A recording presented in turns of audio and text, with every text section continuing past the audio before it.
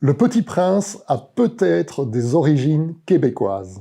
En avril 1942, Antoine de Saint-Exupéry est exilé à New York après sa démobilisation. À cette époque, il a déjà publié Vol de nuit et Terre des hommes, mais en dépression, le pilote écrivain ne rêve que d'une chose, rentrer en France pour défendre son pays. Ce pionnier de l'aviation et déjà star en littérature est alors invité par son éditeur canadien à une tournée promotionnelle au Québec où un problème de visa va le retenir durant 5 semaines. C'est ce bref passage peu connu dans la belle province que Philippe Girard nous raconte dans une biographie délibérément romancée. Loin du biopic traditionnel, l'auteur a choisi de recréer tout un univers pour mieux appréhender le caractère unique et romantique de ce personnage ambivalent, charismatique toujours et pathétique parfois.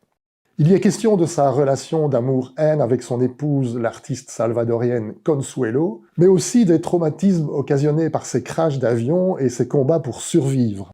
L'ouvrage est très littéraire, truffé de bons mots et de répliques percutantes, et le graphisme n'est pas en reste. Onirique et parfois psychédélique, il suggère que cette période est aussi celle des rencontres, celles qui vont faire germer dans la tête de Saint-Ex les prémices de son œuvre majeure, Le Petit Prince, conte poétique et philosophique, qui se vendra à 140 millions d'exemplaires.